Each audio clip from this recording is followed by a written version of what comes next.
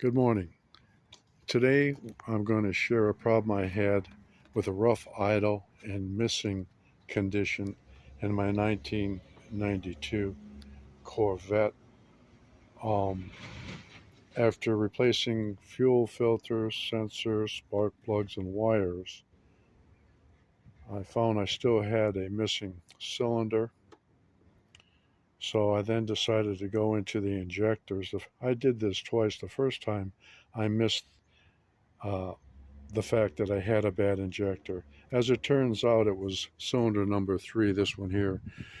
Uh, the way you check these injectors with a voltometer is you take this connector off, and you'll have 2 posts. Just put your voltometer across that injector. In my case, it was reading a 0 continuity, which means the injector coil was bad. It was an open circuit. The new injector that I put in there was giving me 12 ohms. And accordingly, I checked all the injectors and they were a little bit off, but not enough to worry about. Another point of my video is that you don't have to replace all these injectors at one time. What I did is, of course, I relieved the pressure from the fuel rail, having to disconnect these lines. If you don't have the tool to disconnect those gas lines, you can go into your fuse panel box at the end of your dashboard, and at the bottom right you'll see a fuse labeled FP. I believe that's fuel pump, and that's what you want to do is run the car and pull the fuse, and it hopefully will burn out, use the fuel in the line. If not, it's not critical. You can just simply pop the injector out, put a rag under it beforehand to catch all the fuel. There will be a significant amount left in the fuel rail. Another main issue that I had that no one warned me is that there's 2 bolts on each side of the shelf rail.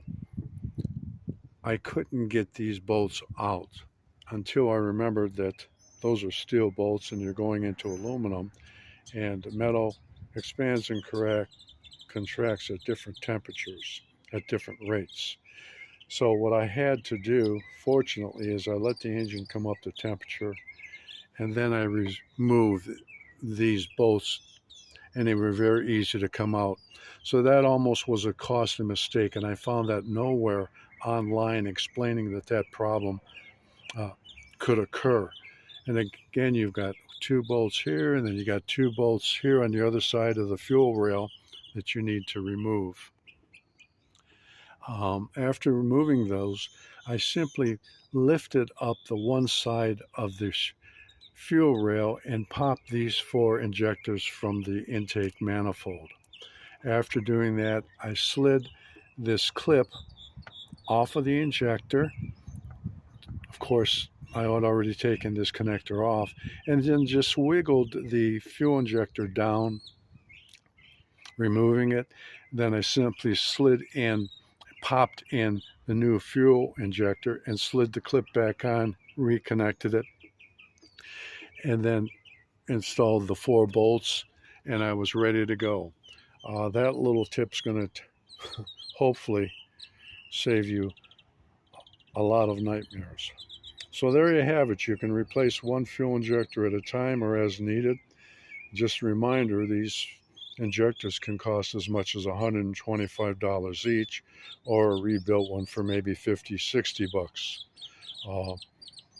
So it's a good way of saving a lot of money if you don't need to replace them all. So thank you for watching, and have a great day.